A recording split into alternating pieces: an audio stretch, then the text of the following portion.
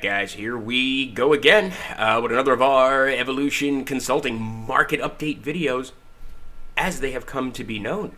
This one being recorded on the 18th of October, 4:30, as we so often do, just after trading hours. All right, on a pretty friggin' spectacular day for our metals ETFs, finally getting above that $10, $11 range and starting to, get through some of the technical resistance there. So as we have so forecasted, guys, you got to wait for it because when it happens, it's going to be big. But in the meantime, the reason we're doing this market update video, guys, is it's got a little bit of something to do with one of our old trades that we've recommended, okay, which was Taser, which goes into the one of the C's of our 4 C's of investing trading portfolio, which is that C, of course, being the component known as chaos. Okay, so we kind of an update going on with Taser here, guys. And if you take a look at Taser down around that $22 mark, okay, having already tested $30, that is a buy. I've said it before, and I'm going to say it again, and that comes on some new information that we discovered, which oddly enough was partially from the Evolution 4.0 system and partially from some much appreciated HUMINT that I got last night, human intelligence. Okay, and that was, guys, as doing what I do for a living. Like I said, I don't have an off switch. I am on 24 hours a day. All right, so when the opportunity does present itself, I certainly capitalize, and I was fortunate enough to have a chance to speak with 2 very nice police officers last night in the town that we live here in beautiful, scenic Western Pennsylvania, and got to chatting with them, oddly enough, guys, about I'm in the market for a Dell Toughbook, one of the super ruggedized kind of military spec laptops that are out there. Just kind of always wanted one of those, thought they were super neat. And I do know some departments auction, their surplus equipment off. So I will often ask, and that conversation led to us chatting a little bit about, some of the equipment that they use as to whether or not they use body cameras and stuff. And that's me just confirming some of the trends in the research. And it's one thing for me to sit here and research 86 million different topics, guys. But it's, when I have a chance to talk to somebody that really lives and breathes it every day, I certainly value that. So we got to chatting a little bit, and here's what we came up with.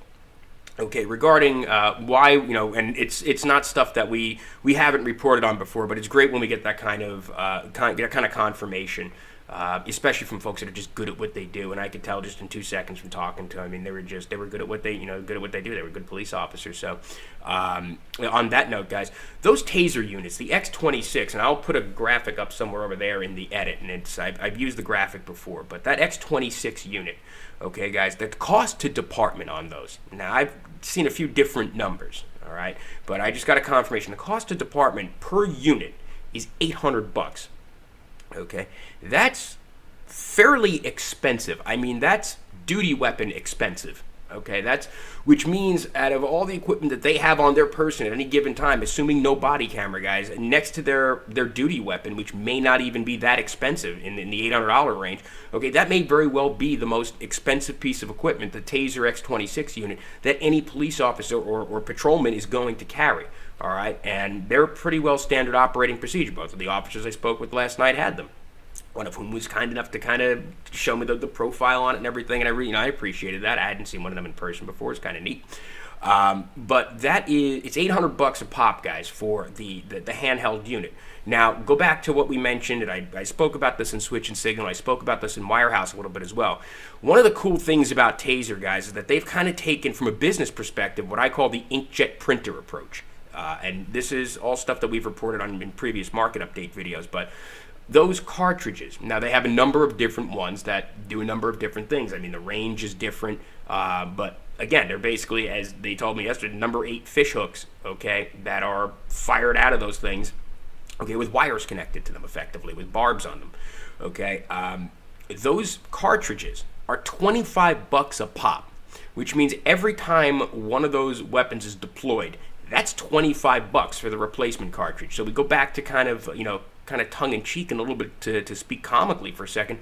That's like going into Staples and spending $200 on an inkjet printer, and thinking you got the deal of the century until you got to replace the cartridges in it for the first time. Okay, so that's official departmental cost. All right, $25 every single time one of those are used. And FYI, one thing I was not able to confirm using Evolution 4.0 that once again shows the value of HUMINT okay, is they do use live cartridges during the training. So just to become acclimated and to become properly trained for usage in that non-lethal technology, how many of those cartridges are they going to blow through? All right, times how many departments in the country, times, how many officers have to get trained, times retirement, times, the turnaround time on that. So that's pretty much, guys, I mean, I don't want to call it an inelastic demand for that, but that is certainly guaranteeing product longevity. I can say that much. So with those kind of numbers and knowing just basically, guys, about the manufacturing cost, Taser from a profitability perspective is doing very well. I can say that for fact. And something else I wanted to bring up also is, guys, I don't know if you saw the officers that I spoke with were not wearing body cameras. They apparently, the township that we live in here, experimented with dashboard cameras for a while. With the results were so they don't have those anymore, and they don't have the body cameras, but they were very forward. They were like, yeah, Nick, we're probably going to be getting those soon because of the federal funding that's associated with that, all right? And that's, again, take a look at something that we forecasted in Wirehaus, guys. Taser didn't let that NYPD account go, okay?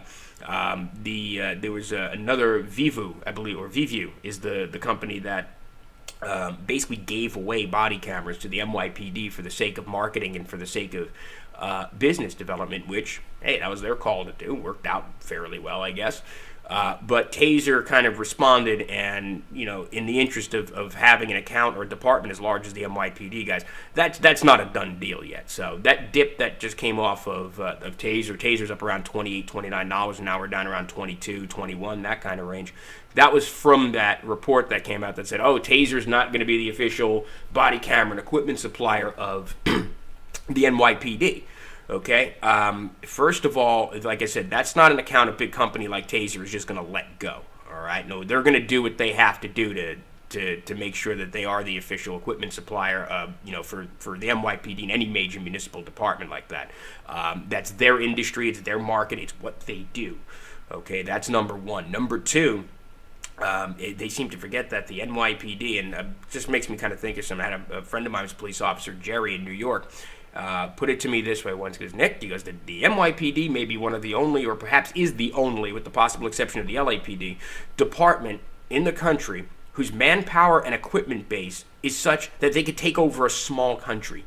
And it's one of those, it's not what you say, but how you say it sometimes. And I heard that, and it's one of those things that stuck with me. And I went, damn, that's a lot of stuff that they have to have. And that's a huge budget, right? So, apart from Taser, based upon our research, and now based upon some HUMINT, and based upon some of the news that came out today, they're not letting that NYPD account go, guys. All right, they're going to do what they have to do to make sure. That's a very high profile. I mean, you supply any equipment to a department that big, that's a pretty big check in the win column there, okay? So they're going to do what they have to do to maintain that account. So down around 22, guys. I know we said we weren't going to make any more equity references, and here he goes, making an equity reference, but it's kind of an old trade that we made, guys. I'd be, again, not 100%, but, I'd be taking a position in Taser at this point, especially at the current levels.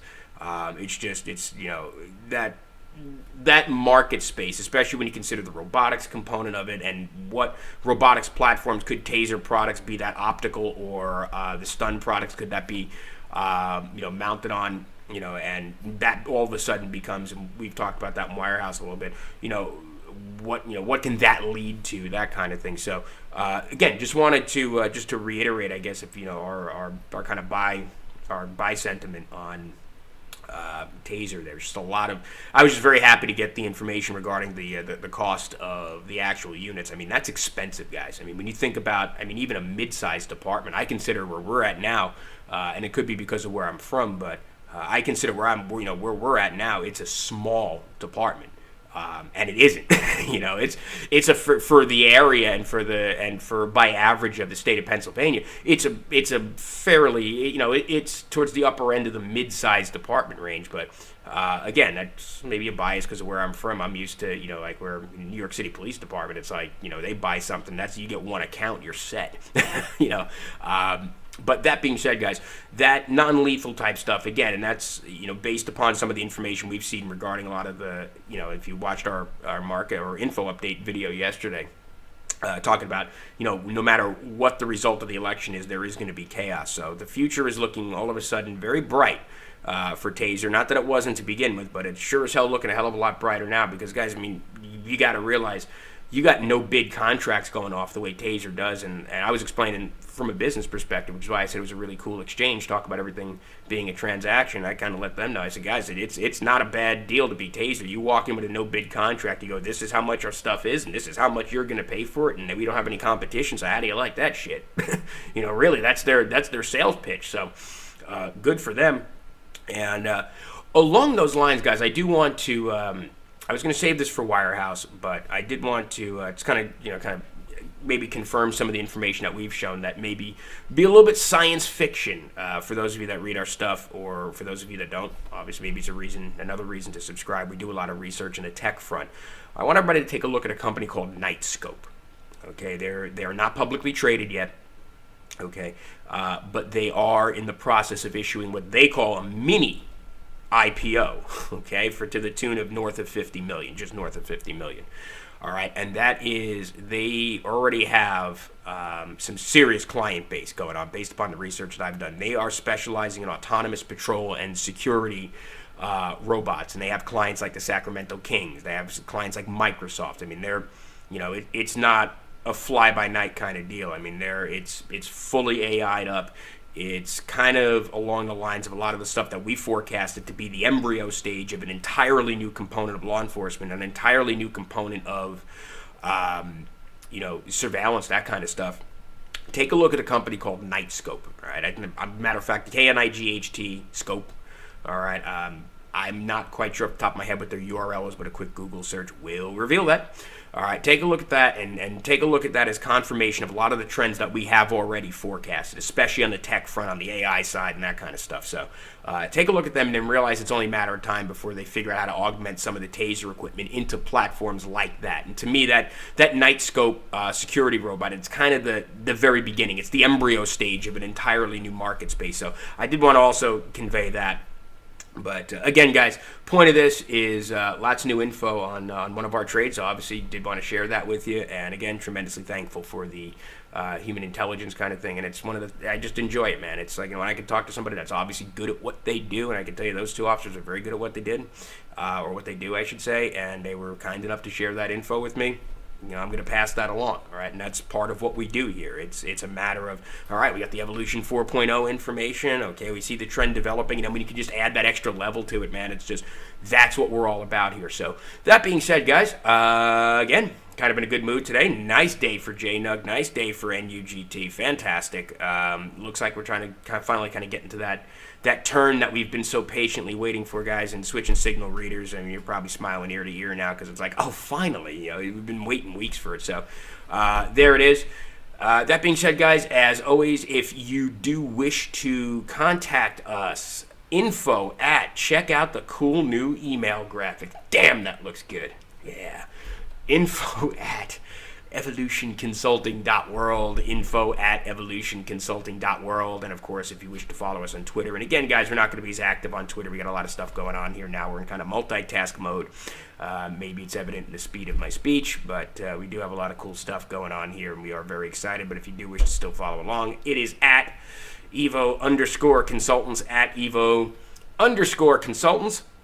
And again, guys, hope you're enjoying the new audio quality and all the new stuff that we got here. So, as always, be good. Everything really is a transaction.